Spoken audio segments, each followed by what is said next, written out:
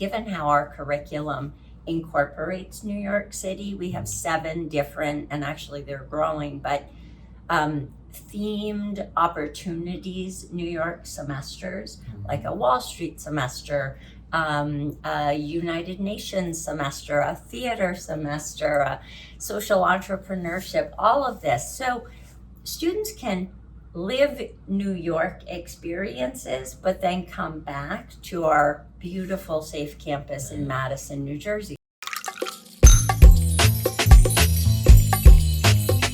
Welcome everyone to Coffee with the President. We're here at Drew University. What an amazing time. Thank you for having us here. So happy that you're here.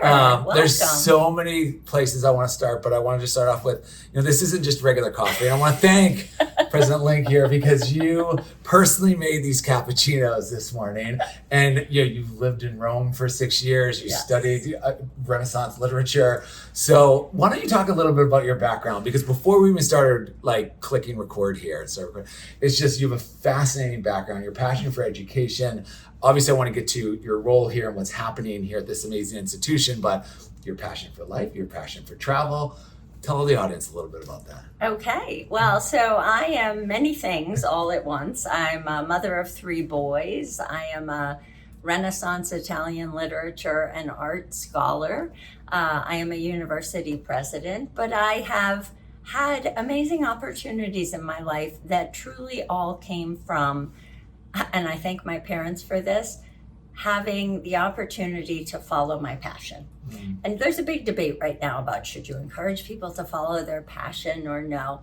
I actually really believe in it because for me, having a passion for Italian language and literature, not the most practical thing, but it has led me on so many both professional and personal opportunities, adventures, chapters of my life that never would have been possible if I hadn't just taken a leap and said, this is who I am, this is what makes me so happy, and the rest of it will kind of fall into place. And it pretty much has. I mean, well said. Well said. And how lucky are your boys?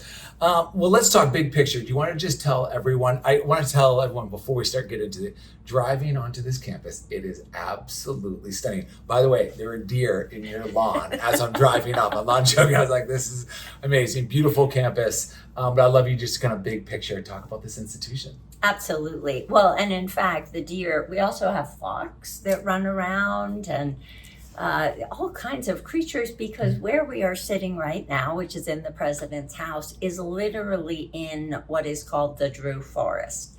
And Drew is the university in the forest, and you can see it on campus. And I hear again and again from people, students, parents, alumni, friends, anyone, visitors, they walk onto the campus and they're just enchanted because it is green, it is nature everywhere. And I think in many ways that sets an amazing tone for what Drew University really is, which is, it is a place where things are very natural, they're very authentic, they are not crafted in a lot of ways. And I think that is part of what attracts students to come here is it's a place where you can be yourself. And it's a place where kind of anything goes.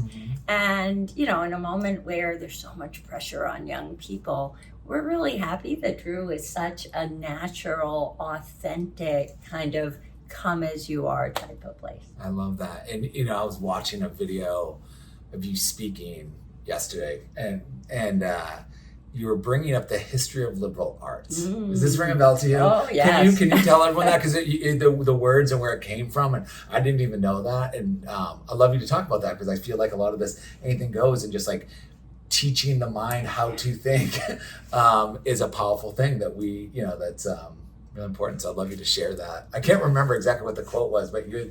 Well, I mean, so what I say all the time, and I spend a lot of my time thinking about this now, writing about it, speaking about it, because higher education in the U.S., I think, is at a crisis point. become very politicized. The cost structure is prohibitive for most people. There are lots of issues in this model.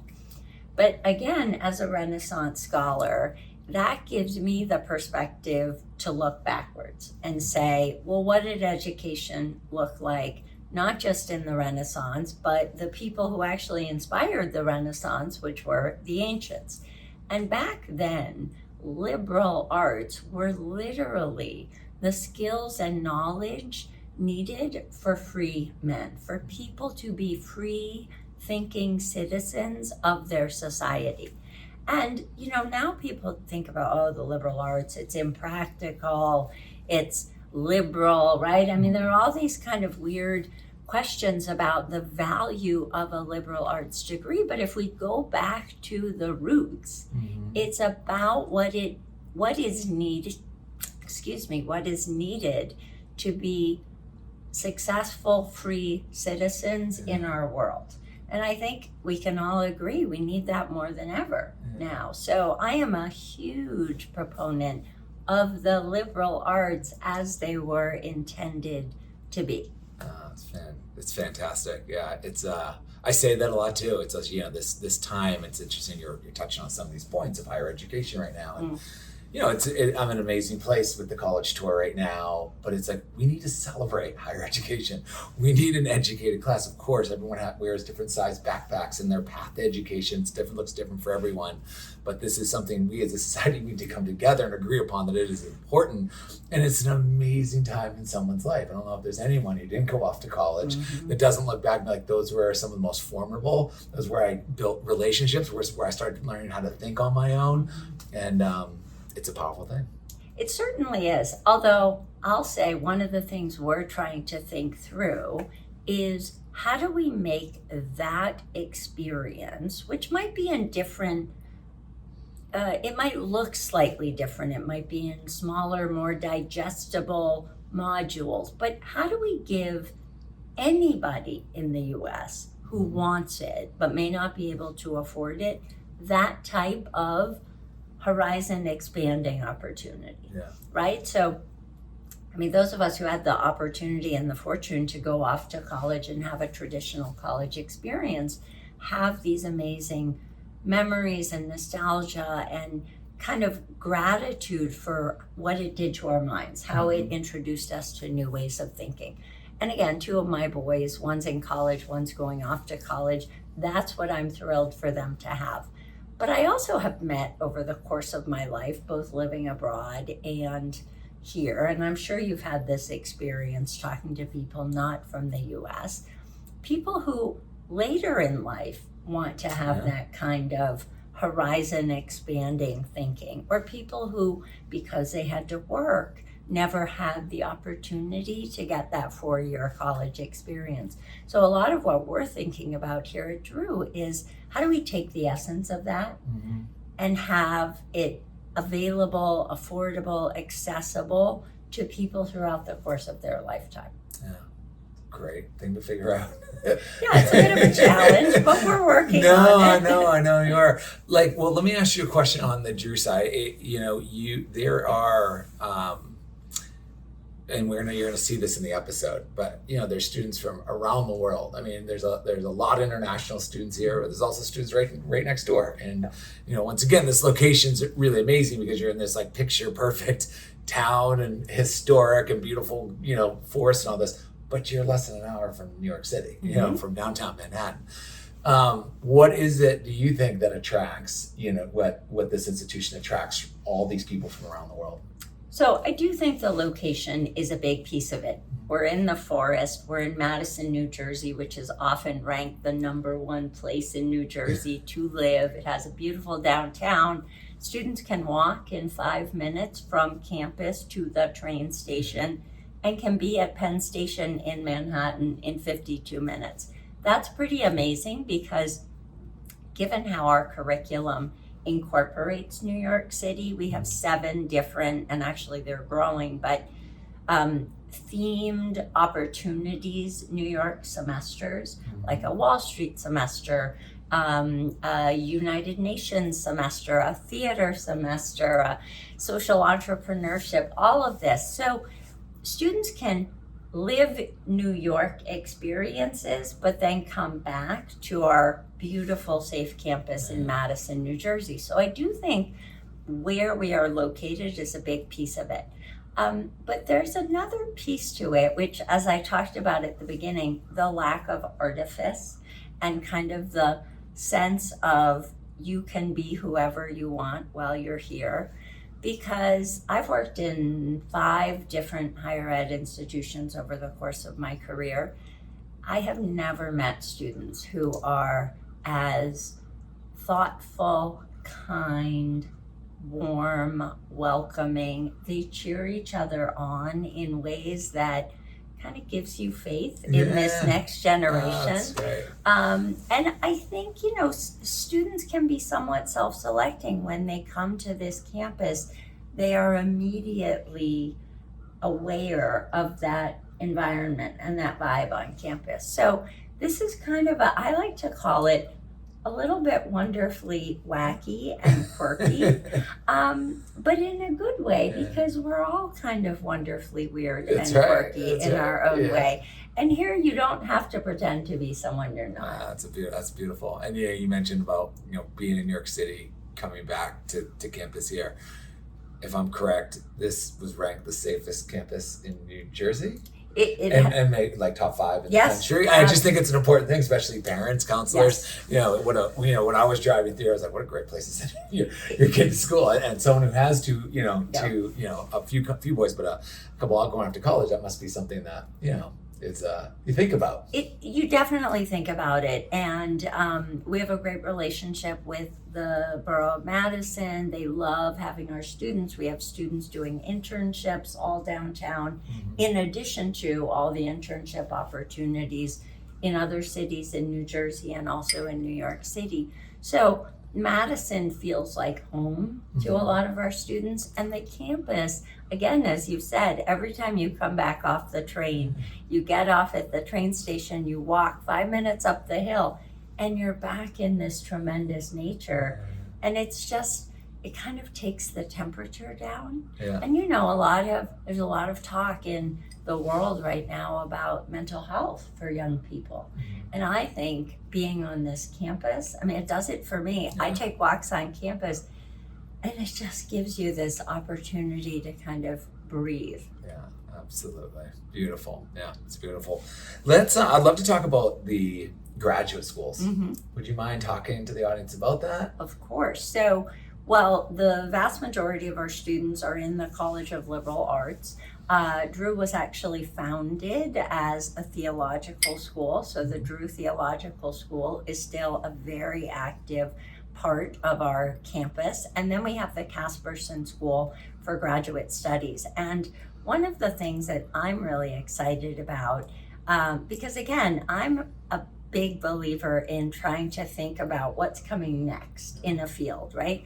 So the idea of questioning, and again, having lived in Europe, and you probably would appreciate this, having lived in Munich, the fact of a 4-year college degree is an American invention in many ways. And I think there are a lot of people starting to think about, could we do a 3-year bachelor's degree? What Drew is doing, which is really exciting, which is allowing us to really utilize our graduate schools as well, is doing both the opportunity for a 3-year degree, but also in the 4 years that you would be on campus, you can do an undergraduate degree and a master's in our Casperson School. So you can do a master's in data science, you can do a master's in teaching, in education, in finance, in medical humanities.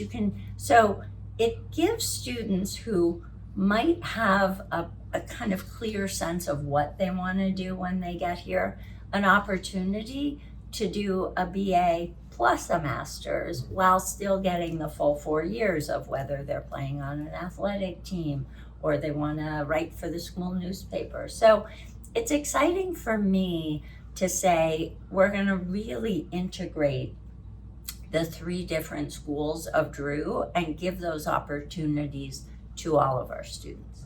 That's amazing. That's so fun. That was so fun. So again, you were thinking about what next. I would love to wrap this up with, the fact that you have boys, that are, in college. And I would love to just, final thoughts, for counselors, parents, and students out there. You have a great lens and a great perspective on this, being the president and also having, sons in college. What's your advice?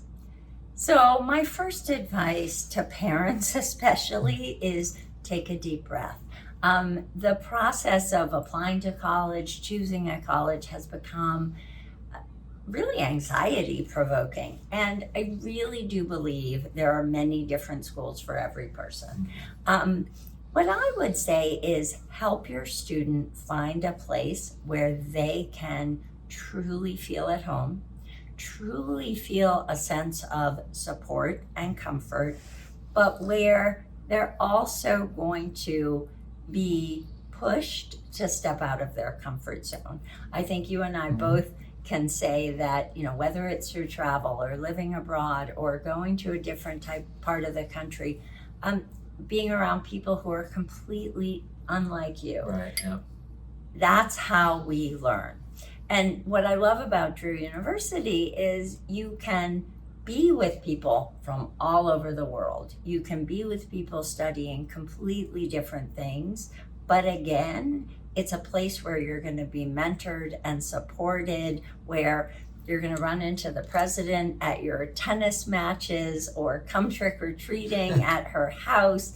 You're going to feel like you're at home while you're being kind of personally challenged to think in new ways and intellectually challenged. You're going to meet people who are completely unlike you, but again, where there's no expectation that you have to be something that you're not. So my kids do not go to Drew because nobody wants to go to the university where your mother's the president. But my wish for them is to find places where the students can feel as kind of supported, mentored, and happy as I see our students here. Yeah, so well said. What great advice. And I just want to say thank you for welcoming the college tour here, opening the doors to let us tell the amazing story and just spending time with me. This amazing cappuccino. You can tell she's like Italy. But this has really been special and can't wait for you all to watch the episode. It's really exciting to bring this, very historic and amazing institutional life. And thank you for everything you're doing here for it. Well, we're thrilled to have you, thrilled that people will get to see our beautiful campus, and I hope people will come visit. All right, take care, everyone. See you next time. Cheers.